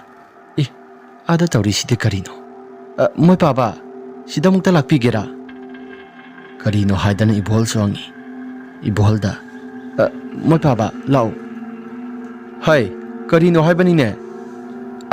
ꯂꯥꯛꯇ ꯂꯥꯛꯎꯁꯤ ꯑꯁꯤ ꯍꯥꯏꯔꯒ ꯀꯧꯏ꯫ ꯏꯕꯣꯍꯜꯁꯨ ꯃꯍꯥꯛꯀꯤ ꯅꯨꯄꯤ ꯆꯥꯎꯕꯤꯅ ꯍꯥꯏꯔꯛꯂꯤꯕ ꯋꯥꯐꯝ ꯑꯗꯨꯗ ꯃꯍꯥꯛꯁꯨ ꯌꯦꯡꯊꯣꯛꯂꯨꯕ ꯃꯇꯝꯗ ꯃꯌꯦꯛ ꯁꯦꯡꯅ ꯎꯔꯦ꯫ ꯉꯧꯔꯣꯛ ꯉꯧꯔꯕꯤ ꯅꯨꯄꯤ ꯑꯃ ꯃꯈꯣꯏꯒꯤ ꯍꯤꯡꯈꯣꯜ ꯍꯥꯏꯕꯗꯤ ꯆꯥꯎꯕꯤꯒꯤ ꯍꯤꯡꯈꯣꯜꯗ ꯍꯧꯔꯤꯕ ꯆꯨꯁꯤꯡ ꯑꯗꯨꯒꯤ ꯃꯔꯛꯇ ꯅꯤꯡꯉꯥꯏꯗꯅ ꯆꯩꯁꯨ ꯁꯨꯔꯒ ꯇꯞꯂꯤ ꯇꯞꯂꯤ ꯆꯠꯂꯤꯕꯗꯣ ꯃꯇꯩ ꯃꯅꯥꯎ ꯑꯅꯤꯁꯨ ꯃꯌꯦꯛ ꯁꯦꯡꯅ ꯎꯔꯦ꯫ ꯑꯁꯨꯝꯅ ꯎꯕ ꯃꯇꯝ ꯑꯗꯨꯗ ꯃꯈꯣꯏꯅꯤꯁꯨ ꯑꯁꯨꯝꯅ ꯈꯟꯅꯩ, ꯀꯔꯤꯅꯣꯗ? ꯁꯤꯕꯨ ꯀꯔꯤꯅꯣ? ꯑꯩꯁꯨ ꯈꯪꯗꯦ, ꯅꯪꯅ ꯍꯥꯟꯅ ꯎꯔꯛꯄ ꯅꯠꯇ꯭ꯔꯣ? ꯑꯩꯁꯨ ꯈꯪꯗꯦꯗ ꯑꯁꯨꯝꯅ ꯋꯥꯔꯤ ꯋꯥꯇꯥꯏ ꯈꯔ ꯉꯥꯡꯂꯛꯄ ꯃꯇꯝ ꯑꯗꯨꯗ ꯍꯧꯖꯤꯛ ꯉꯥꯏꯍꯥꯛꯇꯪꯒꯤ ꯃꯃꯥꯡꯗ ꯎꯔꯝꯕꯁꯤꯡ ꯑꯗꯣ ꯑꯃꯠꯇ ꯎꯒꯦ ꯐꯪꯈꯤꯗ꯭ꯔꯦ ꯃꯇꯧ ꯑꯗꯨꯗ ꯏꯁ ꯌꯥꯔꯦꯁꯤ ꯊꯣꯡꯗꯣ ꯈꯔ ꯊꯨꯅ ꯊꯤꯡꯖꯤꯜꯂꯨ ꯂꯥꯛꯑꯣ ꯆꯥꯛꯇꯣ ꯒ꯭ꯌꯥꯟ ꯇꯥꯅ ꯊꯣꯡꯉ ꯂꯥꯛꯑꯣ ꯑꯁꯨꯝ ꯇꯧꯗꯅ ꯃꯍꯥꯛꯀꯤ ꯅꯨꯄꯤ ꯆꯥꯎꯕꯤꯗ ꯀꯩ ꯀꯩꯅꯣ ꯈꯔ ꯍꯥꯏꯔꯝꯃꯤ ꯉꯥꯏꯍꯥꯛꯇꯪ ꯂꯩꯔꯕ ꯃꯇꯨꯡꯗ ꯆꯥꯛ ꯏꯁꯤꯡꯁꯤꯡ ꯑꯗꯨ ꯆꯥꯛꯊꯣꯛꯅꯕ ꯌꯥꯝꯅ ꯀꯟꯅ ꯍꯣꯠꯅꯔꯛꯄ ꯃꯇꯝ ꯑꯗꯨꯗ ꯅꯨꯄꯤ ꯑꯃꯅ ꯌꯥꯝꯅ ꯀꯟꯅ ꯂꯥꯎꯕꯒꯤ ꯈꯣꯟꯖꯦꯜ ꯑꯃ ꯃꯈꯣꯏꯅ ꯃꯈꯣꯜ ꯈꯔ ꯇꯥꯔꯛꯂꯝꯃꯤ ꯃꯈꯣꯜꯁꯤꯡ ꯑꯗꯨ ꯇꯥꯔꯛꯄꯗ ꯃꯈꯣꯏꯁꯨ ꯀꯔꯤꯅꯣ ꯍꯥꯏꯗꯅ ꯆꯞ ꯂꯦꯞꯄꯤ ꯆꯥꯛ ꯆꯥꯔꯝꯕ ꯃꯌꯥꯝꯁꯤꯡ ꯑꯗꯨꯁꯨ ꯂꯣꯏꯅ ꯂꯦꯞꯄꯤ ꯃꯇꯧ ꯑꯗꯨꯗ ꯀꯔꯤꯅꯣꯗ ꯌꯥꯔꯦꯁꯤ ꯏꯁꯥ ꯆꯥꯛ ꯑꯗꯨ ꯈꯔ ꯊꯨꯅ ꯆꯥꯔꯒ ꯑꯗꯨꯃꯛ ꯑꯩꯈꯣꯏꯁꯨ ꯇꯨꯃꯤꯟꯅ ꯂꯩꯈ꯭ꯔꯁꯤ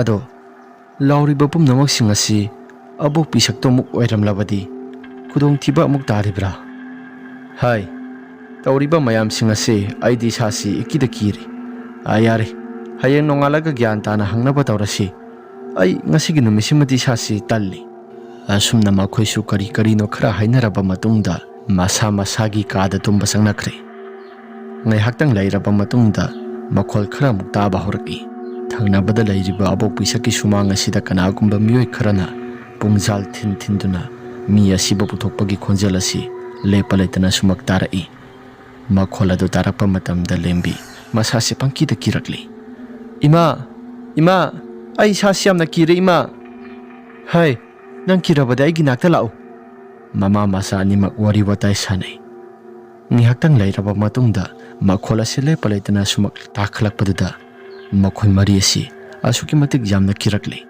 ꯇꯥꯔꯛꯂꯤꯕ ꯈꯣꯟꯖꯦꯜ ꯃꯌꯥꯝ ꯑꯁꯤꯕꯨ ꯀꯔꯤꯅꯣ ꯑꯁꯤ ꯍꯥꯏꯔꯒ ꯃꯈꯣꯏꯁꯨ ꯖꯥꯠ ꯌꯥꯝꯅ ꯈꯜꯂꯛꯏ ꯃꯄꯥ ꯏꯕꯣꯍꯜꯅ ꯃꯃꯥꯡ ꯊꯛꯀꯤ ꯃꯇꯝꯗ ꯑꯁꯤꯒꯨꯝꯕ ꯊꯧꯗꯣꯛ ꯑꯁꯤ ꯊꯣꯛꯈꯤꯕ ꯂꯩꯇ꯭ꯔꯤ ꯑꯩꯈꯣꯏꯅ ꯑꯉꯥꯡ ꯑꯣꯏꯔꯤꯉꯩ ꯃꯇꯝꯗꯒꯤ ꯍꯧꯅ ꯃꯁꯤꯒꯤ ꯃꯐꯝ ꯖꯒꯥ ꯑꯁꯤꯗ ꯑꯩꯈꯣꯏꯁꯨ ꯆꯥꯎꯔꯛꯂꯕꯅꯤ ꯑꯗꯨꯕꯨ ꯑꯁꯤꯒꯨꯝꯅ ꯊꯧꯗꯣꯛꯁꯤꯡ ꯑꯁꯤ ꯑꯃꯠꯇꯁꯨ ꯊꯣꯛꯈꯤꯗ꯭ꯔꯤ ꯑꯁꯣꯝꯗꯅ ꯄꯤꯁꯛꯅ ꯃꯍꯥꯛꯀꯤ ꯃꯁꯥꯗꯨ ꯀꯤꯔꯛꯂꯤ ꯁꯨꯃꯥꯡꯗ ꯄꯨꯡꯖꯥꯜ ꯊꯤꯟꯕꯒꯤ ꯃꯈꯣꯜ ꯑꯁꯤꯁꯨ ꯃꯍꯥꯛꯀꯤ ꯏꯃꯨꯡꯗ ꯑꯁꯨꯛꯀꯤ ꯃꯇꯤꯛ ꯌꯥꯝꯅ ꯍꯧꯅ ꯇꯥꯔꯤꯕꯅꯤ ꯃꯃꯥꯡ ꯊꯣꯡ ꯑꯁꯤ ꯀꯅꯥꯒꯨꯝꯕ ꯑꯃꯅ ꯀꯥꯞꯈꯥꯏꯔꯛꯄꯒꯤ ꯃꯈꯣꯜꯒꯨꯝꯅ ꯃꯈꯣꯜ ꯈꯔ ꯊꯣꯛꯇꯨꯅ ꯊꯣꯡ ꯑꯁꯤ ꯍꯥꯏꯗꯣꯛꯈ꯭ꯔꯦ ꯏꯁ ꯀꯅꯥꯅꯣ ꯇꯧꯔꯤꯕ ꯑꯁꯤꯗꯤ ꯑꯁꯤ ꯍꯥꯏꯔꯒ ꯄꯤꯁꯛ ꯃꯁꯥꯗ ꯑꯀꯤ ꯇꯨꯖꯨꯡꯕ ꯑꯃꯠꯇ ꯐꯥꯎꯕ ꯇꯧꯗ ꯃꯍꯥꯛꯁꯨ ꯀꯥꯡꯈꯜ ꯃꯅꯨꯡ ꯑꯗꯨꯗ ꯑꯗꯨꯃꯛ ꯂꯩꯔꯤ ꯀꯥꯡꯈꯜ ꯃꯅꯨꯡ ꯑꯁꯤꯗ ꯑꯗꯨꯃꯛ ꯂꯩ ꯍꯥꯏꯕꯒꯤ ꯋꯥꯅꯤ ꯃꯁꯥꯁꯤ ꯏꯀꯤꯗ ꯀꯤꯔꯤ ꯀꯩꯅꯣ ꯇꯧꯔꯤꯕ ꯃꯇꯧ ꯑꯁꯤꯗꯤ ꯑꯩꯒꯤ ꯏꯁꯥꯁꯤ ꯑꯣꯟꯊꯣꯛꯅ ꯍꯩꯅꯈꯤꯗ꯭ꯔꯦꯗ ꯑꯁꯤ ꯍꯥꯏꯗꯅ ꯂꯩꯔꯤꯉꯩ ꯃꯍꯥꯛꯀꯤ ꯅꯨꯄꯥꯒꯤ ꯈꯣꯟꯖꯦꯜꯗ ꯄꯤꯁꯛ ꯍꯥꯏꯗꯅ ꯁꯨꯃꯥꯡ ꯃꯇꯣꯜ ꯊꯪꯕ ꯁꯔꯨꯛ ꯑꯗꯣꯝꯗ ꯀꯧꯔꯛꯂꯤ ꯑꯗꯨꯝꯅ ꯀꯧꯔꯛꯄꯗꯨꯗ ꯄꯤꯁꯛ ꯃꯍꯥꯛꯀꯤ ꯃꯁꯥꯁꯤꯁꯨ ꯀꯔꯤꯒꯨꯝꯕ ꯑꯃ ꯋꯥꯈꯜ ꯈꯜꯂꯛꯇꯨꯅ ꯑꯄꯨꯅꯕ ꯑꯃꯅ ꯄꯨꯕꯒꯨꯝꯅ ꯃꯍꯥꯛꯀꯤ ꯃꯁꯥꯁꯤ ꯂꯩꯇꯥꯐꯝ ꯑꯃꯠꯇ ꯈꯪꯂꯛꯇ꯭ꯔꯤ ꯆꯞ ꯇꯤꯡꯅ ꯊꯣꯛꯂꯒꯦ ꯍꯥꯏꯗꯨꯅ ꯋꯥꯈꯜꯗ ꯈꯜꯂꯛꯂꯤ ꯑꯁꯨꯝꯅ ꯄꯤꯁꯛ ꯑꯗꯣ ꯃꯈꯣꯡ ꯑꯗꯨꯁꯨ ꯀꯔꯤꯒꯨꯝꯕ ꯑꯃꯠꯇ ꯎꯞꯄ ꯇꯧꯗ ꯑꯗꯨꯝ ꯊꯣꯛꯂꯛꯂꯤ ꯇꯔꯪ ꯃꯂꯪ ꯑꯃꯗ ꯆꯠꯇꯨꯅ ꯃꯍꯥꯛꯀꯤ ꯅꯨꯄꯥꯅ ꯀꯧꯔꯤꯕ ꯃꯥꯏꯀꯩ ꯁꯣꯝꯗ ꯃꯈꯣꯡ ꯑꯗꯨ ꯊꯥꯡꯗꯅ ꯂꯥꯛꯏ ꯑꯁꯨꯝꯅ ꯉꯥꯏꯍꯥꯛꯇꯪꯒꯤ ꯃꯇꯨꯡꯗ ꯃꯍꯥꯛꯁꯤ ꯃꯄꯥꯟ ꯂꯝꯗ ꯑꯗꯨꯃꯛ ꯊꯣꯛꯈ꯭ꯔꯤ ꯃꯄꯥꯟꯗ ꯍꯦꯛ ꯊꯣꯛꯈꯤꯕ ꯃꯇꯝꯗ ꯑꯁꯥꯕ ꯅꯨꯡꯁꯤꯠ ꯑꯃꯅ ꯃꯍꯥꯛꯀꯤ ꯃꯁꯥꯗ ꯈꯪꯌꯩ ꯌꯩꯁꯤꯜꯂꯛꯏ ꯑꯁꯨꯝꯅ ꯌꯩꯁꯤꯜꯂꯛꯄꯗꯨꯗ ꯃꯍꯥꯛꯀꯤ ꯃꯁꯥꯁꯤ ꯒ꯭ꯌꯥꯟ ꯈꯪꯇꯥ ꯇꯥꯔꯛꯏ ꯑꯩ ꯍꯧꯖꯤꯛꯋꯥꯏꯗ ꯐꯃꯨꯡꯗ ꯂꯩꯔꯝꯕ ꯇꯥꯏꯅꯦ ꯑꯗꯨꯒ ꯃꯇꯧ ꯀꯔꯝꯅ ꯑꯁꯤ ꯍꯥꯏꯔꯒ ꯄ꯭ꯔꯞ ꯏꯃꯨꯡꯗ ꯆꯪꯒꯦ ꯇꯧꯏ ꯑꯗꯨꯕꯨ ꯊꯣꯡ ꯑꯗꯨꯁꯨ ꯃꯊꯟꯇ ꯒꯝ ꯂꯥꯎꯅ ꯊꯤꯡꯖꯤꯟꯖꯈ꯭ꯔꯦ ꯃꯅꯨꯡꯗ ꯆꯪꯕ ꯌꯥꯍꯧꯗ꯭ꯔꯦ ꯄꯤꯁꯛ ꯃꯁꯥꯗꯣ ꯂꯩꯇꯥꯐꯝ ꯑꯃꯠꯇ ꯈꯪꯗ꯭ꯔꯦ ꯊꯣꯡ ꯑꯁꯤ ꯍꯥꯡꯗꯣꯛꯅꯕ ꯌꯥꯝꯅ ꯀꯟꯅ ꯍꯣꯠꯅꯔꯤ ꯑꯁꯨꯝꯅ ꯇꯧꯗꯨꯅ ꯂꯩꯔꯤꯉꯩ ꯀꯅꯥꯒꯨꯝꯕ ꯃꯤꯑꯣꯏ ꯈꯔꯅ ꯀ꯭ꯔꯨꯛ ꯂꯥꯎꯅ ꯆꯦꯜꯂꯛꯂꯒ ꯃꯈꯣꯏꯒꯤ ꯃꯥꯡꯒꯣꯜ ꯑꯁꯤꯗ ꯄꯔꯞ ꯀꯥꯈꯠꯂꯛꯇꯨꯅ ꯃꯍꯥꯛꯀꯤ ꯇꯨꯡ ꯑꯗꯨꯗ ꯄꯔꯦꯡ ꯁꯥꯡꯅ ꯂꯦꯞꯄꯒꯨꯝꯅ ꯃꯍꯥꯛꯀꯤ ꯋꯥꯈꯜꯗ ꯈꯜꯂꯛꯏ ꯏꯁ ꯑꯩꯒꯤ ꯇꯨꯡ ꯑꯁꯤꯗ ꯂꯦꯞꯄꯤꯕꯁꯤ ꯀꯅꯥꯅꯣ ꯑꯁꯤ ꯍꯥꯏꯔꯒ ꯐꯠ ꯂꯩꯊꯣꯔꯛꯄ ꯃꯇꯝꯗ ꯃꯨꯁꯤꯟ ꯃꯨꯔꯕ ꯃꯤꯑꯣꯏ ꯈꯔ ꯃꯍꯥꯛꯀꯤ ꯇꯨꯡ ꯑꯗꯨꯗ ꯄꯨꯂꯞ ꯂꯦꯞꯄꯒ ꯂꯩꯔꯝꯃꯤ ꯃꯍꯥꯛ ꯁꯤꯔꯅꯤ ꯍꯥꯏꯕ ꯈꯪꯂꯦ ꯃꯍꯥꯛꯀꯤ ꯅꯨꯄꯥꯅ ꯃꯃꯥꯡꯗ ꯍꯥꯏꯔꯝꯕ ꯄꯨꯝꯅꯃꯛꯁꯤꯡ ꯑꯗꯣ ꯃꯍꯥꯛ ꯉꯥꯛꯄ ꯉꯝꯗ꯭ꯔꯦ ꯍꯥꯏꯅ ꯈꯟꯖꯩ ꯑꯁꯨꯝꯅ ꯍꯥꯏꯔꯛꯏ ꯅꯈꯣꯏ ꯑꯩꯕꯨ ꯍꯥꯠꯂꯒꯗ꯭ꯔꯥ ꯀꯔꯤꯒꯨꯝꯕ ꯅꯈꯣꯏꯅ ꯑꯩꯕꯨ ꯍꯥꯠꯂꯕꯗꯤ ꯊꯪꯅꯔꯤꯕ ꯃꯌꯥꯝꯁꯤꯡ ꯑꯁꯤꯗ ꯅꯈꯣꯏ ꯑꯩꯉꯣꯟꯗ ꯅꯪꯂꯤꯕ ꯑꯋꯥꯕ ꯆꯩꯊꯦꯡꯁꯤꯡ ꯑꯁꯤ ꯃꯈꯣꯏꯗꯁꯨ ꯀꯔꯤꯒꯨꯝꯕ ꯑꯃꯠꯇ ꯄꯤꯕ ꯌꯥꯔꯣꯏ ꯑꯁꯨꯝꯅ ꯍꯦꯛ ꯍꯥꯏꯕ ꯂꯣꯏꯕꯒ ꯀꯅꯥꯒꯨꯝꯕ ꯃꯤꯁꯛ ꯑꯃꯅ ꯈꯧꯔꯤ ꯆꯔꯝ ꯑꯁꯤꯗ ꯇꯥꯞ ꯂꯥꯎꯅ ꯍꯦꯛꯇ ꯄꯥꯏꯈ꯭ꯔꯦ ꯃꯈꯣꯏ ꯃꯌꯥꯝꯒꯤ ꯃꯔꯛꯇ ꯋꯥꯡꯊ꯭ꯔꯪ ꯋꯥꯡꯕ ꯑꯃ ꯌꯥꯎꯔꯤꯕꯗꯨꯅ ꯇꯥꯞ ꯂꯥꯎꯅ ꯍꯦꯛꯇ ꯄꯥꯏꯈ꯭ꯔꯦ aduga wangna thangatlaba matungda pisaki mangaksam adu sapthektuna hatli asumna lairamba mayamsing adusu pulap hekta mangkhre asomdana pungjal thinbagi makhol adusu hauna takhalakpa loinana kanagumba nupi amana ai chatle haidana hauna hekta kappa horki aduga nongalamdagi matam yausilakle makhol adu asuma sum tarakpana makhoisi tumbaga mata yadrabani nongalamdagi matam aduda kanagumba misak amana sumbana si subagumna tok haidun hekta subagi makholda tarai ayuk angan baduda thangnaba sumang thelonga sisu kanagumba misak amana tasilai abok pisaga singa sidi yahu yamna ngalida nong sisu pungan ngandre ahingi pung 3 tabada ngairi aduga mataw karamna mahakti kibaga mata khangdraba sala asi hairaga lairingai matam aduda lam tasilamba pumnamak singadu sablepkhre ibohal hoigi sumang matol oirapna tawi nupi amagi khonjelda ibohal aidi salage aigi hingkhola se nakhoi amuktangdi phajana yengsilau ko ai sale asi hairaga nupi amagi khonjelda hairami hairakliba khonjel asi kanagi khonjel no haidana makhoi mayam asi sungauri asumna no ngalaba matungda thangnabada lairiba hanubisi mikap amata thoraktraba male haidana makhoi si phana kuina lairami mikap thomalakte haidana makhoina sangduna yengluba matamda mangwala duda kanagumba misak amata aduna lai haidana prap sangduna pakhatana ibohalna yenglubani madugi matamda pisaka simasado thawa yaudra haksangwana lairami laika gi miyoi singa sisu kaudana loina hanglei tawriba thokliba thodok singa si gyamen ta de haidana makhoi su loina hainarakle asum tawdana pisaka si sire laika gi maiba amana laklaba matungda mantra si soli ngaihaktang lairaba matungda pisaki mathau mangam sing pangthoknabagi damakta laikai gin ha sing semba saba loiraduna mathau mangam sing phajana pangthokpa loisingkhre mahaki yompham asi su sorat manungda hingkhola sigi akoibada kappa lawba amadi kanagumba misak amana law khongduna tawba pungsal thinbana singba asigumlaba thogdo asi lepa leitana dumaktarai nong manum ama risina mahak sumapal thokloge haidana tholakpani mahaki mapal tholakpaduda thangnabada lairiba pisaki hingkhola sida kanagumba misak ama saptingna leplaga adam tumena lairami risisu karino haidana yengi adubu kanagumba ama tamasi lengba tawda adam tumena lepaga lai ngaihaktanggi matungda miyoi ama khak lairambado makhoi ani sujalaktuna pisaki hingkhola sida murum solaga wari watai khara sanabagum tawi mataw aduda kibana suyadri risina tawriba mong matawsinga se karino haidana mahaki masada jaja yamna khalai tawriba pumnamak singa se karino abok pisaga se laikitaba manung asida hekta tamnarabra sora suloigdi loikhrabanida adubu sorat manung adudi karigumba amata su tawkhidi asum tawdana mahaksu jaja ki wakhal khanduna lairami ngaihaktanggi matungda tawramliba pumnamak singado tumin laikhre risigi mama saubina laten thongmayama paiduna tholaklaba matam aduda housing ngaihaktanggi mamangdu ukhiba mayam singado amata ugi phangkhidre asum tawdana parap sanglai risisu mama na kaurakpaduda housing ngaihaktanggi mamangda thokhiba mayam singada loina tamle maduda mamana handak marakti kaigumba ma itaw tawi hayingdi maiba ma kauraga mutang yenghandragadi yaroidri asi hairaga nongalaba matungda maiba ma kauraga yenghali maibaduna sumna hirai phatraba thawai singa duna sialaga satpani adubu phatraba thawai singa si hingkhol nunga sidagi hendoktana dumak lai makhone hendoraklabadi nakhoigi hingkhol asida yaurakpa yai maduda ibohalna sumna hangi sibu mataw karamno ja mataw karamna tawraklibano